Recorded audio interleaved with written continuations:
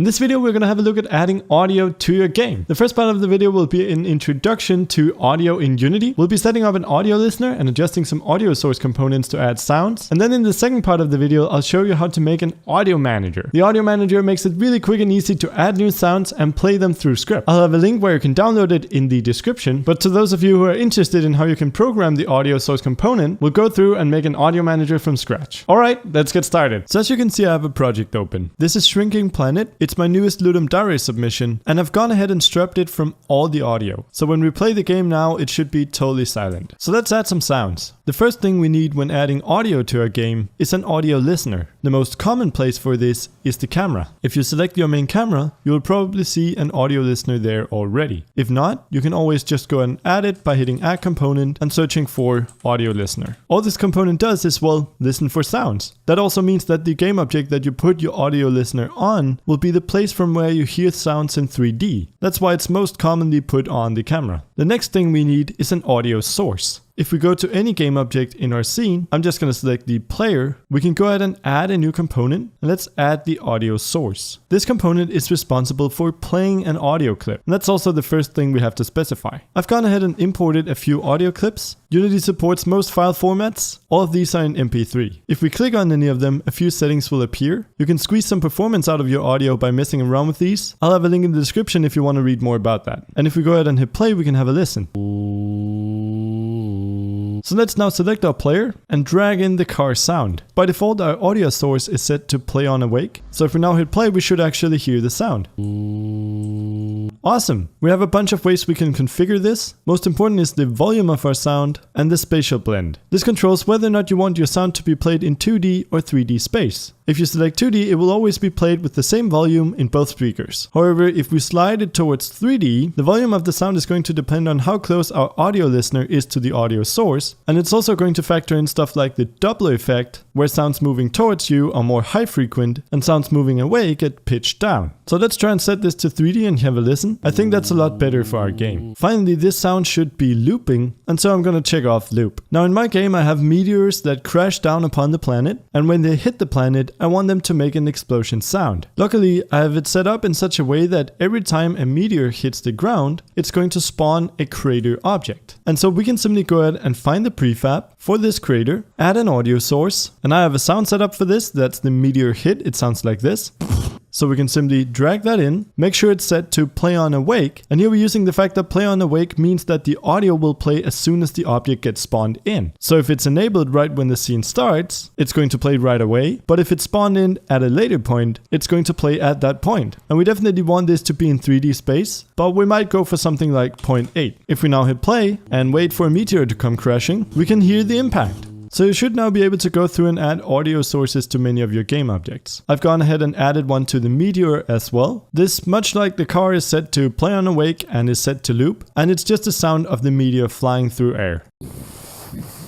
And so without any coding, we've actually added a bunch of different sounds to our game. However, some sounds aren't tied to a particular game object. An example of this could be the click sound you hear when you hover over a button, or the game over voice you hear when your player dies, as well as, of course, music. There's a bunch of different ways to go about this. You could go in and add a bunch of empty game objects with an audio source on each, and then through script, access that component and call .play when necessary. But I don't think that's very clean, so I've come up with a simple audio manager that I use all the time. I'm of course going to have a link to it in the description in case you don't want to code it for yourself, but in case you're interested, here's how it's done. So first let's go and create an empty game object. Let's reset the transform, and let's call this one audio manager. Let's drag the game object to the top so we can always see it. Let's then hit add component, and we want to add a component called audio manager. It's going to be of type C#, and let's hit create an add. Let's double click it to open it up in Visual Studio. In the top here, we can now delete the two using tags and instead write using Unity Engine .audio. Many of the new audio features in Unity are now wrapped inside of this namespace, so it's a good idea to include it whenever you're working with sound. Now the main idea for this audio manager is to have a list of sounds where we can easily add or remove sounds as we go, and each sound has some different properties. It has an audio clip, a volume and pitch setting, the possibility to loop, and you can add stuff like volume and pitch randomness, or spatial blend. Then when we start the game, we go through the list, and for each item we add an audio source with the appropriate settings. Then when we want to play a sound, we simply call a play method on the audio manager, where we input the name of the sound that we want to play, and the audio manager is then going to find the source with that name and play the sound. This makes everything so easy to use. So first we need a list of sounds, but we want to control what data is stored in each sound. And so let's go ahead and create a custom class called sound. To do that, we go inside of Unity, we go to the project and hit create, C# script, and let's call this one sound. We then double click it, hit reload all, and in here we again want to be using Unity engine.audio. We also don't want this to derive from mono behavior, and we want to delete the two methods. The first thing we want is a reference to our audio clip. So let's write public audio clip, and let's call it clip. We also want a volume. Let's write public float volume, and a pitch, public float pitch. Now we'll be adding some more to this as we go, but this is the base of our sound class. So if we save this, we can now go into the audio manager, and in here we create a public sound array, and let's call it sounds. Now when we save that and go into Unity and have a look under the audio manager, we would expect a list to appear. However, it does not. The reason why is that whenever we create a custom class and we want this class to appear in the inspector, we have to mark it as serializable. So right above the class, we make two square brackets and we write system.serializable. Now when we save and head into Unity, we can see that we have a list of sounds. Let's add an element, and the first element here has a clip, a volume, and a pitch. Now we can definitely make this more interesting. First off, let's go ahead and add a name. We'll make this a public string name, and we can also add sliders to our volume and pitch. To do that, we use the range attribute, where we input a minimum and maximum value. We want our volume to go between 0 and 1, and we might want our pitch to go between 0.1 and 3. If we now save and go into Unity, we can see it looks much better. Let's name this first element player death, and I'm gonna drag in my player death sound. Now in our audio manager, whenever we start the game, we want to loop through our list, and for each sound, add an audio source. Let's do this inside of the awake method. Awake is pretty much the same as the start method, except it's called right before. So we set up everything in our awake method so that we can play sounds in the start. To loop through our sounds, we go for each sound, and we'll call the sound that we're currently looking at S. In our sounds array, we want to go ahead and add an audio source component. We could do that on our current object or on a child object. For the sake of simplicity, let's just do it on the current object. So we'll go GameObject.add component, and the component we want to add is the audio source. And of course we want to store this audio source in a variable, so that later when we want to play the sound, we can call the play method on the audio source. The simplest way to do this is go into our sound class and add a public audio source, and let's call it source. Of course, we don't want this to show up in the inspector because it's a value that we populate automatically in the awake method, and so we can mark this with an attribute called hide in inspector. So now even though the variable is public, it won't show. Let's save that, go into the audio manager, and now we can set S, meaning the sound that we're currently looking at, .source equal to that new audio source component. And so we can set s.source.clip, meaning the clip of our audio source, equal to s.clip. And if we want to control our volume and pitch as well, we can set s.source.volume equal to s.volume and s.source.pitch equal to s.pitch.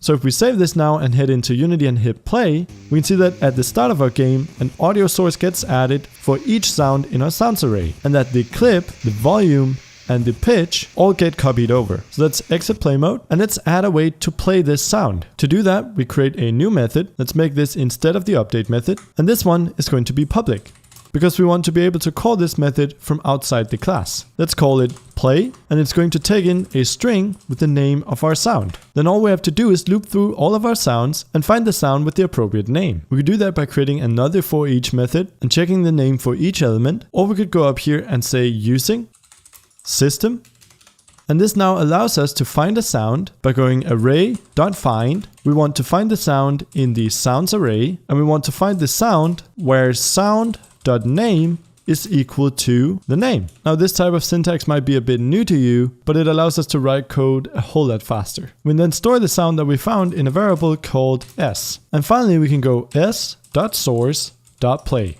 Of course, this is going to throw an error if you don't find a sound with the appropriate name. We'll have a look at that in a second. So now our audio manager should actually work. We have a way of defining the sounds that we want. We set up audio sources for each sound when we play the game. And we have a method that we can call whenever we want to play a certain sound. So now we can find the place in our code where we want our player to die. Let's go into player. And here I have a script called player collision. Under this onCollisionEnter function, I check if what we hit was a meteor. And if it was, we want to go ahead and end the game and destroy the current game object. This is also where we want to play our sound. Of course, we need a reference to our audio manager. We could create a variable up here and reference it in the inspector. Or since this is only going to be called a few times, we could use find object of type, and the type that we want to search for is audio manager. We then call dot play and then the name of the sound that we want to play. In our case, that's player death. So now with a single line of code that we could put anywhere in any of our scripts, we can play a sound of our choosing. And so we should hear that when we hit play, and if I manage to collide with something, our player blows up. Now we can quickly expand on this to add some music. Let's add another element to our array. Let's call this one the theme. And I'm going to drag in my main theme here. Let's set the volume to something a bit lower and make sure the pitch is set to 1. And we can play this from anywhere, but let's just play it from within our audio manager. So let's add a void start method. And here we simply call play. And the sound that we want to play is theme. So now when we hit play, we can hear the music playing. Of course, we want our main theme to loop. To add this option, we go into our sound class and we add a public bool called loop. Then inside of our audio manager, where we set up our different sounds, we go s.source.loop equals s.loop. And now we have an option for looping. Let's go ahead and enable that. And when we now play, we can see that our main theme is set to loop. Let's see what happens if we make a typo. Say if we accidentally put a Q at the end of theme. This happens more often than you think. If we now hit play, it's going to try and play a sound that isn't there. So we get a null reference exception. To get around this, we simply check if s is equal to null, and if it is, we return. And so we don't try playing a sound that isn't there. Now when we hit play, even though the name is still spelled wrong, nothing happens. And we can even go in here and add a tiny error message for ourselves.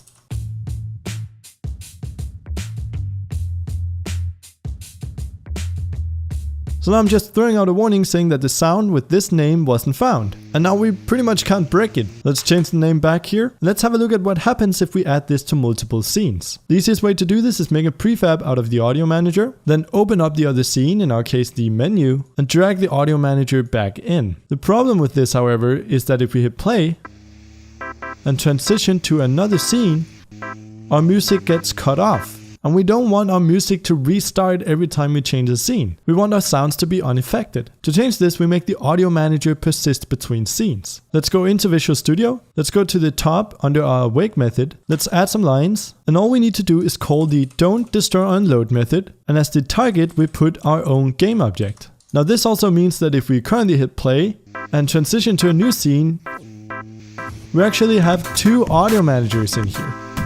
The one from the first scene and the one from the second. Now that's of course not something we want. So to get around this, we create a public static audio manager and we'll call this instance. This is a static reference to the current instance of our audio manager that we have in our scene. And we want to make sure that there's only one instance. So we simply go in here and check if instance is equal to null, meaning that we don't have an audio manager in our scene. Well, then we set instance equal to this object.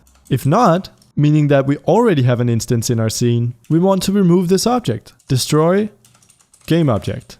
And just to make sure that no more code is called before we destroy the object, we also hit return. Now depending on whether or not you've worked with singleton patterns before, that might be a bit confusing to you. But just know that now when we hit play, our audio manager is set under the don't destroy unload scene. We hit play and there's still only one audio manager.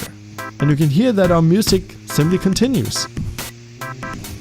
So that's it for our audio manager.